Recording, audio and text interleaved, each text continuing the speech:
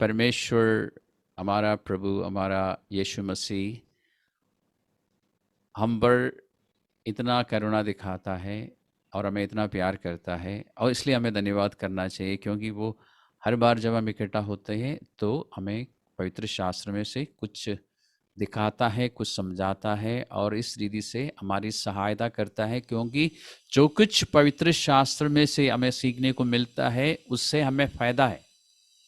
इसलिए आज भी हम प्रभु की ओर से जो कुछ मिल रहा है उसके अनुसार अध्ययन करेंगे।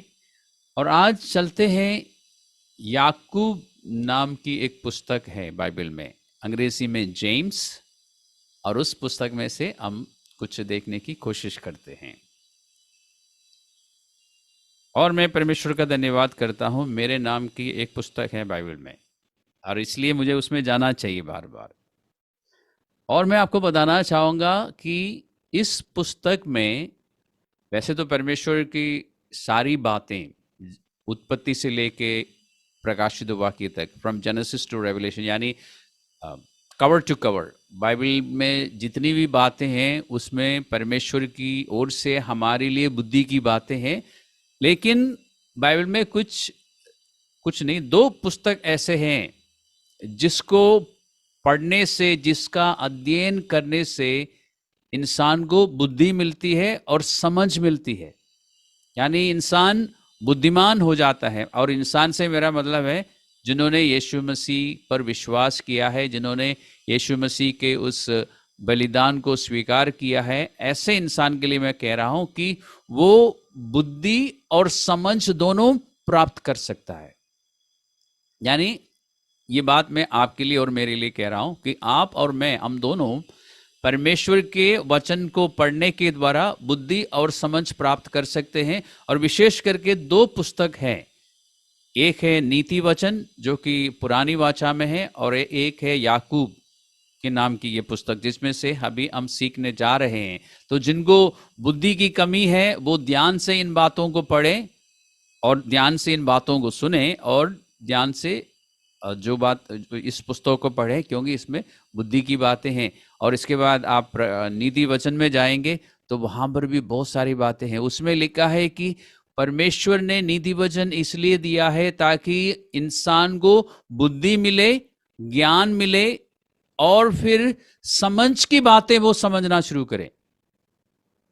तो आपको एक बात बताता हूं, कल हमारे व्हाट्सएप ग्रुप में किसी एक जन ने एक प्रेयर रिक्वेस्ट डाली, और प्रेयर रिक्वेस्ट इस रीति से उसमें लिखा था कि प्रार्थना करो बारिश रुक जाए ताकि मेरा काम होता रहे। ओके, आप में से बहुतों ने इसको पढ़ा होगा और आपने प्रार्थना भी की होगी।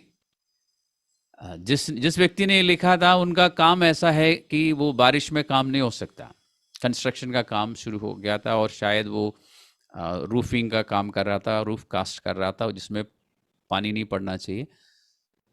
मैं उस प्रेयर रिक्वेस्ट को पढ़ने के बाद एकदम प्रार्थना नहीं की, आप सबने की होगी, मैंने नहीं की, क्योंकि मैं एक बात सोचने लगा कि ये कैसे प्रार्थना है। क्योंकि बारिश की तैयारी जब होती है, आपको मालूम है कि मौसम जब बदल जाता है और बारिश के लिए तैयारी होती है, दिल्ली में खास रूप से जहाँ गर्मी ज़्यादा है, आपको पता है कि ह्यूमिडिटी जो है बढ़ जाती है और गर्मी इतनी लगती है, आपको एसी चलाने के बावजूद आपको अच्छा नहीं लगता, शरीर में आपको इरिटेशन सी रहती है। तो ऐसा समय था, मैं तो चाह रहा था कि बारिश हो और अच्छी बारिश हो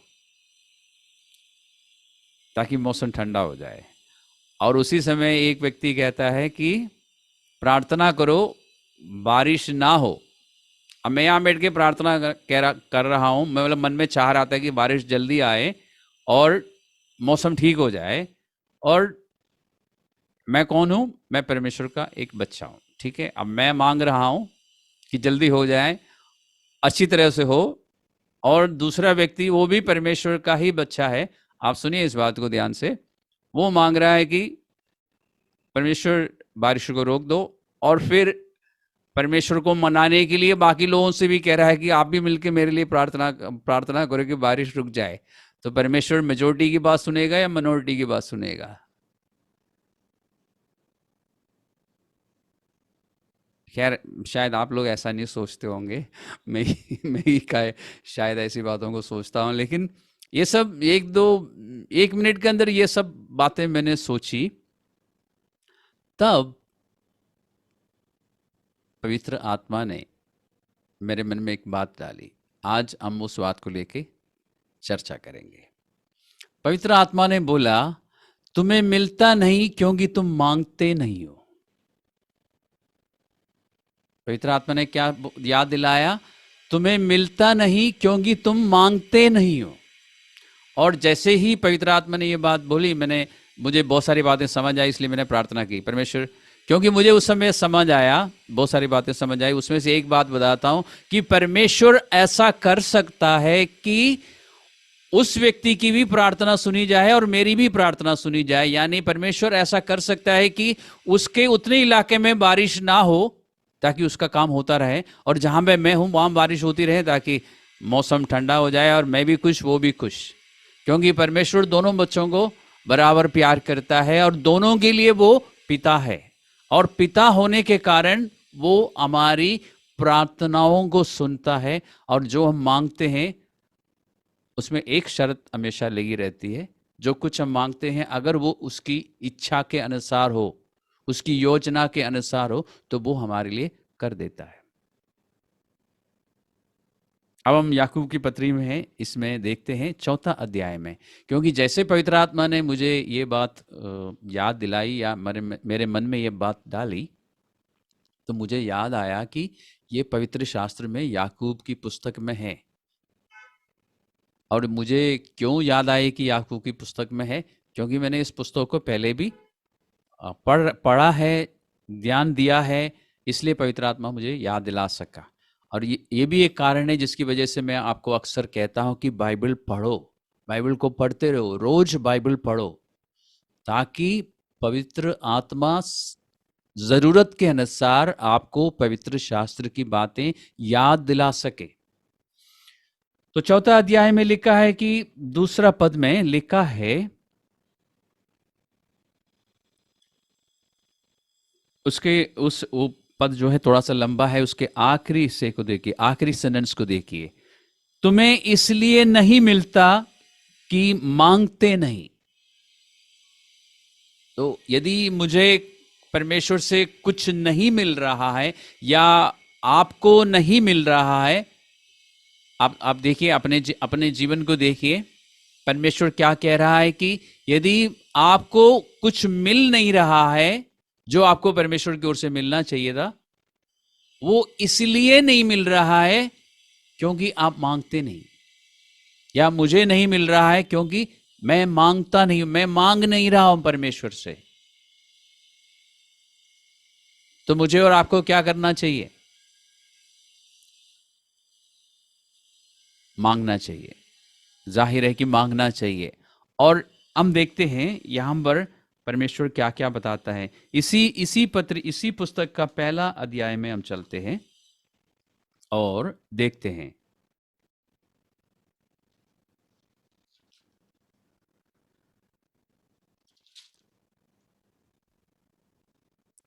या इसी पहला अध्याय का 5वां पद पर हम थोड़ा सा ध्यान करेंगे। इसमें लिखा है, यदि किसी में बुद्धि की गति हो। मैंने शुरुआत में आपको बताया था कि परमेश्वर इस पुस्तक में बुद्धि की बातें करता है, और किसी को अगर बुद्धि की कमी है, अगर आपको लगता है कि किसी भी एक बात में, किसी भी एक परिस्थिति में आपको बुद्धि चाहिए, तो आपको क्या करना चाहिए? परमेश्वर से मांगे। इसका मतलब ये नहीं कि परमेश्वर सिर्फ बुद्धि ही देता है, परमेश्वर हर चीज देता है, लेकिन इस संदर्भ में बुद्धि की बात हो रही है। लेकिन और इसमें जो बात आपको परमेश्वर बता रहा है उसमें एक बुद्धि की बात है। वो ये है कि आपको जो कुछ भी चाहिए आप परमेश्वर से मांग सकते हैं। यानी ये जो सिद्धांत है हर बात में लागू है। जब भी आपको किसी वस्तु की जरूरत है, आपको क्या करना चाहिए? मांगना चाहिए। और इसमें लिखा है जो बिना उलाहना दिए सबको उदारता से देता है। दो बातों पर ध्यान दीजिए। एक, परमेश्वर, जब आप परमेश्वर से मांगते हैं बहुतायत से देता है, यानी आप जितना मांग रहे हैं ना उससे ज्यादा वो देता है। तो ये सुन के, ये जानकर बहुत खुशी हुई होगी आपको, मन में बहुत खुशी आपने महसूस किया कि परमेश्वर कंजूसी के साथ नहीं देता, जितना मैं मांगता हूं उससे ज्यादा वो देता है। और दूसरी बात, वो आपको डांटेगा नहीं उस समय, क्यों मांग रहे हो, कल भी तो दिया था, या एक साल पहले भी तुम मुझसे मांगा था, मैंने ये चीज दी थी। परमेश्वर, ये जो उलाहना शब्द लिखा है इसका मतलब है कि वो आपको डांटेगा नहीं, आपसे नाराज नहीं होगा। आपसे ये नहीं कहा कि पिछले साल भी दिया था, आप 2 साल इंतजार करो, तेरी बारी आएगी तब दूंगा, नहीं, ऐसा नहीं करता। तो दो बुद्धि की बातें, जो परमेश्वर के वचन पढ़ने से हम बुद्धिमान क्यों हो जाते हैं, हम बुद्धि इस्तेमाल करके चलना शुरू करते हैं। और यहां पर जो बातें आज हम सीख रहे हैं वो हमारे हमारे व्यवहारिक जीवन को लेके हैं, रोजमर्रा की जिंदगी को लेके हैं, जो हमें करना चाहिए, यानी हमारे मसीहा के पीछे चलने वाले लोगों के चाल चलन को लेके है कि हमें कैसे चलना चाहिए या अपने जीवन को कैसे चलाना चाहिए। जो भी हमें चाहिए, जिस चीज की हमें जरूरत है, हमें परमेश्वर से मांगना चाहिए। अब मांगने के विषय में जब मैं बात करता हूँ, मुझे मालूम है कि हमारा ध्यान हमेशा मटेरियलिस्टिक चीज़ों पे जाता है। वो ठीक है, हमें खाने पीने की चीज़ें चाहिए, कपड़े चाहिए, और नौकरी में तरक्की चाहिए, बिजनेस में तरक्की चाहिए, ताकि हमारे पास पैसे हो, पैसे होने से बहुत कुछ हम खरीद सकते हैं अपने लिए, अपने सुख विलास के लिए। हमारा ध्यान उन बातों में जरूर जाता है और हम मांग सकते हैं, लेकिन हमें बहुत सारी बातों में बुद्धि की ज़रूरत है। इस दुनिया में रहते हुए हम कई प्रकार की समस्याओं का सामना करते हैं, उस समय हमें बुद्धि की ज़रूरत है कि उन समस्याओं का सामना कैसे करें। हमारे जॉब्स में, हमारे करियर में चैलेंजेस आती है, जब चैलेंजेस आती है तो उसका सामना करने के लिए हमें धीरज भी चाहिए, बुद्धि भी चाहिए। वो कहाँ से मिल सकती है हमें? वो परमेश्वर ही देगा। बुद्धि परमेश्वर देगा, धीरज परमेश्वर देगा। उसके लिए आपको क्या करना चाहिए? मांगना चाहिए। आपको मिलता क्यों नहीं? क्योंकि आप मांग नहीं रहे। तो एक बात हमें इसमें से सीखने को आज मिली है कि परमेश्वर से, किससे मांगना चाहिए? परमेश्वर से हमें हर चीज मांगनी चाहिए। ज्यादातर लोग मेटीरियलिस्टिक चीजों को मांगते हैं, उन्हें पता है कि परमेश्वर, लेकिन उसके साथ साथ आत्मिक चीजों को भी, यानी बुद्धि और समझ और धीरज, माफ करने की शक्ति, ये सब कुछ, अनुग्रह, करुणा, ये सब कुछ हमें मांगना चाहिए। जो कुछ आपको चाहिए आपको मांगना चाहिए, क्योंकि परमेश्वर सब कुछ देता है। तो हमारा फोकस, हमारा ध्यान थोड़ा सा इस तरफ लाना चाहिए कि हर बात में, हर बात के लिए या हर चीज के लिए परमेश्वर से मांगे हम। अब मांगने के लिए आपको अपने जो हम बोलते हैं ना अंग्रेजी में बिजी लाइफ, इस बिजी लाइफ में 1-2 मिनट तो निकालना होगा ना, आपको अलग करना होगा ना परमेश्वर के लिए, यानी अपने लिए, कि हम मांगे परमेश्वर से। कितना समय लगता है मांगने में? मेरे ख्याल मुश्किल से 1 या 2 मिनट्स लगते हैं। तो हमें क्या करना चाहिए? हमें हर बात में, हर चीज या हर परिस्थिति में, हर बात परमेश्वर से मांगना चाहिए। एक बार मांगना चाहिए। अगर एक बार मांगने से नहीं हुआ तो हमें फिर मांगना चाहिए, क्योंकि लूका रचित सुसमाचार में, लूका का 18वां अध्याय में से मैंने एक बार आपको सिखाया था, और उसमें ये लिखा है कि हम जब तक नहीं मिलता परमेश्वर से मांगे, और हम हियाब ना छोड़े, हम साहस ना छोड़े, हम विश्वास करना ना छोड़े, हमें मांगते रहना चाहिए। जब तक नहीं मिलता मांगना चाहिए। लूक चैप्टर 18, उसमें 1 से लेके शायद 7 या 8 तक इसके बारे में परमेश्वर ने एक दृष्टांत दिया, एक उदाहरण दिया और समझाया, और उस बात को ध्यान में रखते हुए हमें बार बार मांगना चाहिए। मत्ती का सुसमाचार में भी आप चाहे तो खोल के देख सकते हैं 7वां अध्याय में, मैथ्यू चैप्टर 7। उसमें परमेश्वर ने हमें सिखाया भी है, यीशु मसीह ने सिखाया भी है कि मांगो तो तुम्हें दिया जाएगा। तो बहुत सारी बातें हमें परमेश्वर से मांगनी चाहिए। बहुत सारे ज़रूरतों को लेके हमें परमेश्वर के पास जाना चाहिए और मांगना चाहिए। और प्रभु ने उस 7वां अध्याय में सिर्फ ये नहीं कहा कि मांगो, प्रभु ने कुछ बातें हमें अच्छी तरह से समझाई भी है, इसलिए हम उसको देखते हैं। मतलब प्रभु ने समझाया है कि हमें मांगते हुए क्या ध्यान में रखना है। इसमें 7 का 7 ध्यान रखना आसान है। मत्ती 7 का 7, मांगो तो तुम्हें दिया जाएगा, ढूंढो तो तुम पाओगे, खटखटाओ तो तुम्हारे लिए खोला जाएगा, क्योंकि जो कोई मांगता है। ध्यान से पढ़िए, ध्यान से देखिए, यीशु मसीह के चेलों में से जो कोई मांगता है, परमेश्वर ने और कोई शर्त नहीं लगाई है यहां पर। जो कोई मांगता है उसके साथ क्या होगा? उस पर डांट नहीं पड़ेगी, उसको दंड नहीं मिलेगी परमेश्वर की ओर से। फिर क्या मिलेगा? जो कोई मांगता है उससे मिलता है, और जो कोई ढूंढता है उससे भी वो पाता है। यानी उससे वो जो चीज वो ढूंढ रहा है उसको मिल जाती है, और जो खटखटाता है उसके लिए खोला जाएगा। और यहाँ पे परमेश्वर ने एक दृष्टांत भी दिया जो हम अभी नहीं पढ़ेंगे। आप इसमें से भी आपका मैं अध्ययन करा चुका हूं कि हम माता पिता बुरे होकर भी, परमेश्वर कहता है कि हम अच्छे लोग नहीं हैं, जन्म से हम अच्छे लोग नहीं हैं, परमेश्वर में आने के बाद थोड़ा सा सुधर गए, हम वैसे बुरे लोग हैं। हम बुरे होकर भी अपने बच्चों को अच्छी वस्तुएं देना जानते हैं। हम बुरे होकर भी अगर ऐसा करते हैं तो परमेश्वर हमारा स्वर्गीय पिता जो हमेशा भला है और जो भलाई ही करता है, वो हमारे लिए सब वस्तुएं क्यों नहीं देगा? इस अध्याय में लिखा है। तो हमें क्या करना चाहिए? मांगना चाहिए। मांगते समय हमें किस बात का ध्यान रखना चाहिए? कि वो बहुतायत से देता है और वो हमें डांटता नहीं है, हमारी उलाहना नहीं करता, हम पर नाराज नहीं होता। और शुरुआत में हमने देखा हमें मिलता नहीं क्योंकि हम मांगते नहीं है, इसलिए हम याब से मांगेंगे। इस हम वापस चलते हैं उसी उसी याकूब की पुस्तक में। हम पहले अध्याय में थे, वापस पहले अध्याय में चलते हैं। वहां पे एक दो बातें और मैं आपको दिखाना चाहूंगा इसी मांगने को लेके।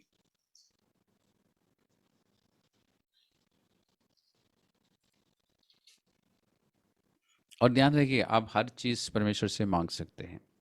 इस पहला अध्याय में मांगने के विषय में समझाने के बाद प्रभु ने कहा, 5वें पद में लिखा था कि अगर बुद्धि की कमी है तो वहां पर आप किसी भी बात को लेके मांग सकते हैं, सिर्फ बुद्धि ही नहीं। बुद्धि मांगिए, बुद्धि मांगने से आप इतना बुद्धिमान हो जाएंगे, आपको पता चलेगा क्या मांगना चाहिए और क्या नहीं मांगना चाहिए। इसलिए मैं हर एक से रेकमेंड करूंगा कि सबसे पहले बुद्धि मांगिए।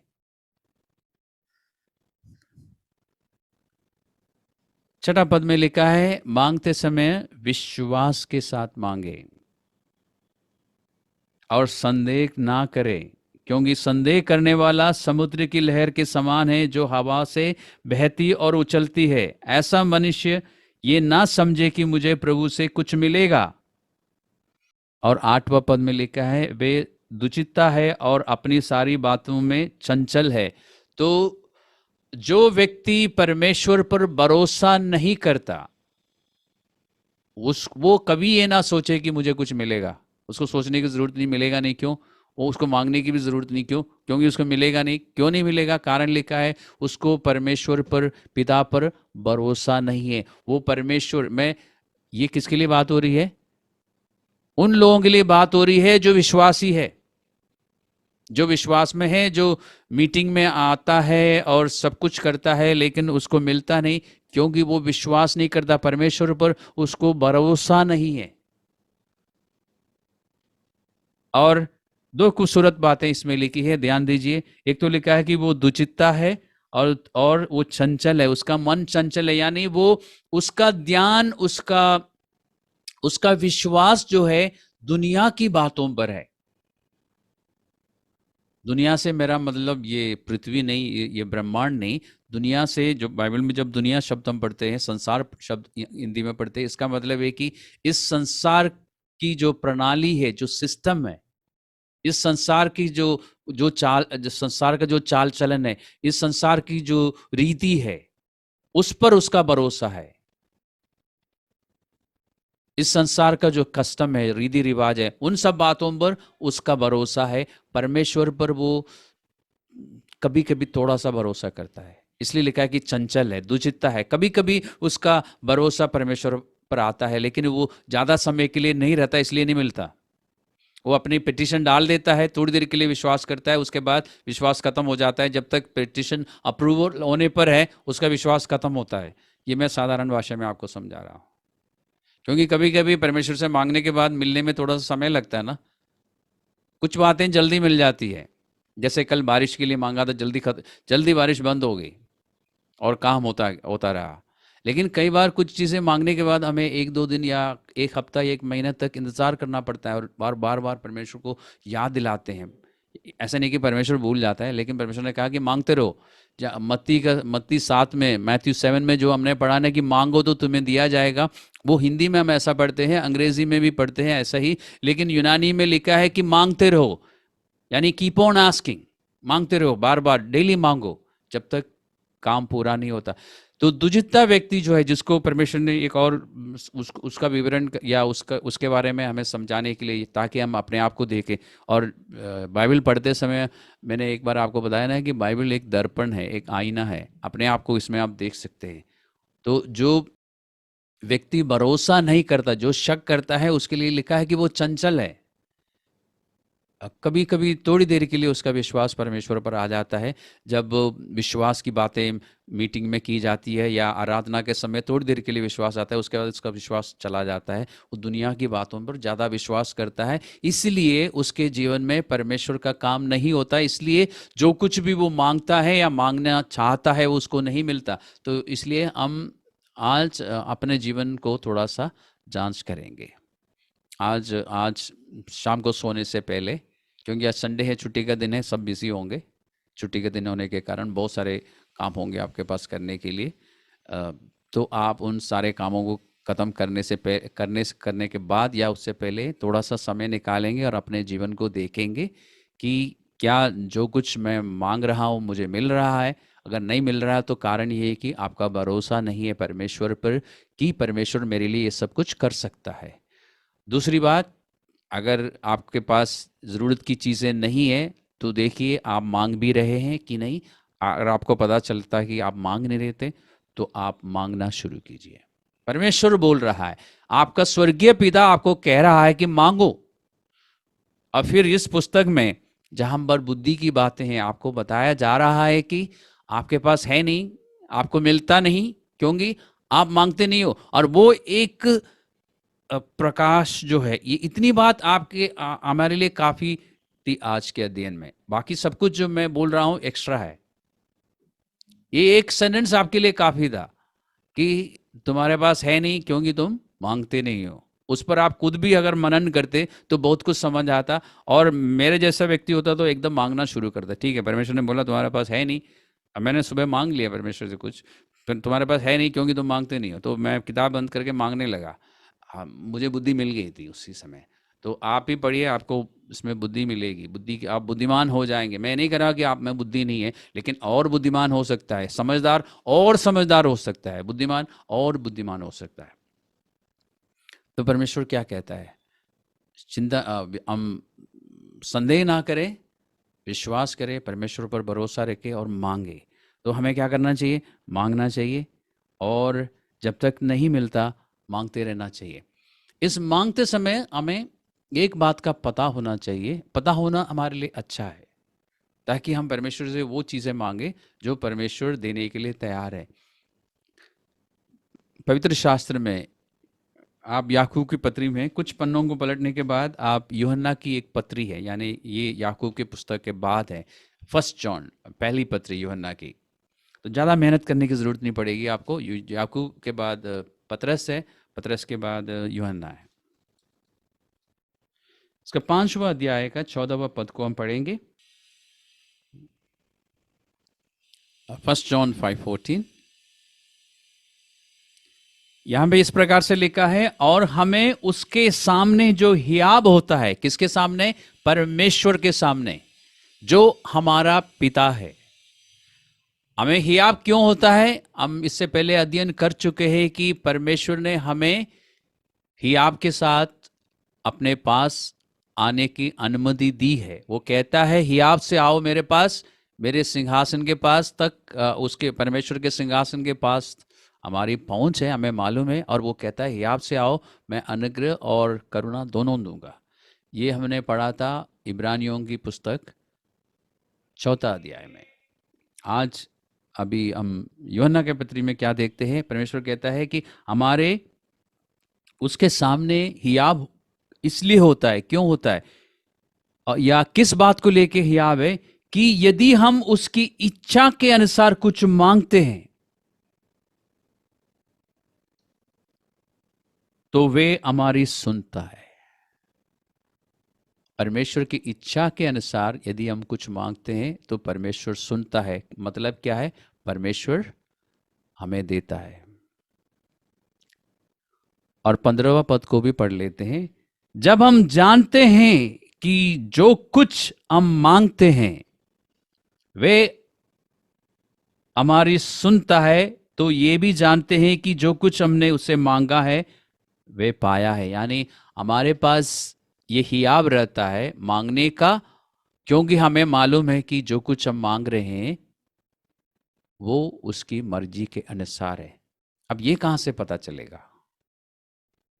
ये सारी बातें अच्छी हैं, सुन के अच्छा लगा, पढ़ के अच्छा लगा, मांगना, मनी मन मांगना भी शुरू किया, लेकिन आखिर में आके आपने बोला कि लेकिन जो कुछ भी हम मांगते हैं उसकी मर्जी के अनुसार होना चाहिए। आपने छोटा सा वो शर्तें लागू वाली बात कर ली कि वो स्टार डाल के, बाकी बाकी सारी बातें सही चल रही थी, बड़ा मज़ा आ रहा था सुन के, लिस्ट भी बना रहे थे मनी मन, लेकिन अब आपने शर्तें लागू कर दिया। तो इसका भी समझाना फिर चाहिए ना मुझे, कि परमेश्वर ने कहा है कि मेरी मर्जी के अनुसार मांगो तो तुम्हारे लिए हो जाएगा। तो परमेश्वर की मर्जी कहाँ से पता चलेगी? इसलिए मैंने कुछ समय से आपको कहना शुरू किया कि बाइबल पढ़ो। बाइबल पढ़ते पढ़ते आपको पता चलेगा परमेश्वर की मर्जी क्या है, परमेश्वर की इच्छा के अनुसार आप क्या मांग सकते हैं और क्या नहीं मांग सकते, आपको पता चलेगा। इसको एक शब्द में हम कह सकते हैं, बुद्धिमान लोगों को सब कुछ मिलता है।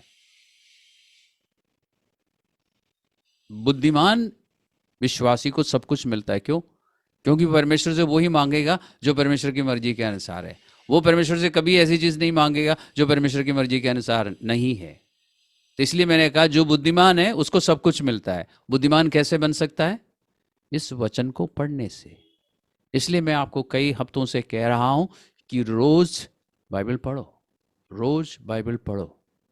और दूसरी बात, हमने ये देखा कि परमेश्वर से मांगते समय भरोसा रखते हुए मांगना चाहिए, विश्वास रखते हुए मांगना चाहिए। वो विश्वास कैसे मिलेगा वो भी मैंने आपको कुछ हफ्तों पहले बताया। परमेश्वर का वचन पढ़ते रहो, पढ़ते पढ़ते आप परमेश्वर की आवाज़ सुनेंगे, विश्वास आएगा। विश्वास सुनने से आता है, और सुनने की जो प्रक्रिया है वो वचन का पढ़ने से होती है। इसलिए परमेश्वर का वचन बार बार पढ़ने से, लगातार पढ़ने से आपको पता चलेगा कि क्या मैं मांग सकता हूँ और क्या नहीं मांग सकता हूँ। फिर आप सिर्फ वो चीज़ें मांगेंगे जो परमेश्वर की मर्जी के अनुसार है। परमेश्वर के वचन को बार बार पढ़ने से आपके अंदर विश्वास आएगा, आप पूरी तरह से परमेश्वर पर भरोसा रख सकेंगे, और ऐसा करके आप परमेश्वर के सामने हमेशा नम्र बनेंगे। एक बात, आखिरी बात मैं आपको बताना चाहूँगा, परमेश्वर मांगने के लिए क्यों कह रहा है? क्योंकि सिर्फ नम्र लोग परमेश्वर से मांगते हैं, और परमेश्वर चाहता है कि हम जो परमेश्वर के बच्चे हैं हम नम्र रहे। एक इंसान जिसमें घमंड है वो परमेश्वर से कभी कुछ नहीं मांगेगा। वो शिकायत करता रहेगा कि परमेश्वर मेरे लिए ऐसा क्यों नहीं कर रहा है। मैंने तो परमेश्वर पर विश्वास भी कर लिया, जैसे कि हमने परमेश्वर पर बहुत बड़ा एहसान किया। अगर मैंने यीशु मसीह के उस बलिदान को स्वीकार किया है तो मैंने अपने लिए किया, अपने फायदे के लिए, ताकि मुझे अनंत जीवन मिले, ताकि मुझे वो दंड ना मिले जो मुझ पर आनी चाहिए। लेकिन हम कहते हैं हमने परमेश्वर पर विश्वास भी कर लिया, अब तो हम बाइबल भी पढ़ना शुरू किया और मीटिंग भी अटेंड करना शुरू किया, फिर परमेश्वर क्यों नहीं कर रहा है? क्यों नहीं कर रहा है? परमेश्वर कहता है कि हम नंबर बने। नंबर तब बनते हैं जब हम मांगना शुरू करते हैं, जब हम इस बात को एहसास करते हैं कि मुझे परमेश्वर की ज़रूरत है। मांगने वाला अपने मांगने के द्वारा इस बात का एहसास करता है कि मुझे परमेश्वर की ज़रूरत है, परमेश्वर की सहायता मुझे चाहिए। इसलिए परमेश्वर कहता है कि मेरे बच्चे जो है नम्र बन के रहे और परमेश्वर से मांगते रहें, और मांगने के द्वारा हम इस बात का इकरार करते हैं, या हम अपने मांगने के द्वारा इस बात को प्रकट करते हैं कि हाँ, वाकई में मुझे परमेश्वर की ज़रूरत है। परमेश्वर की बिना मेरी ज़िंदगी या मेरे जीवन की गाड़ी नहीं चलेगी। और इसलिए हम क्या करेंगे? हम मांगेंगे। कैसे मांगेंगे? परमेश्वर की मर्जी के अनुसार। मर्जी कैसे पता चलेगी हमें? परमेश्वर का वचन पढ़ने से। और मांगते समय हमारे पास या हमें क्या होना चाहिए? भरोसा होना चाहिए। भरोसा के लिए हम क्या करेंगे? परमेश्वर की बातें, परमेश्वर की सुनेंगे, या परमेश्वर की आवाज़ को सुनेंगे। कैसे सुनेंगे? वचन पढ़ने से। तो कुल मिला के सारी बातों का निचोड़ क्या है?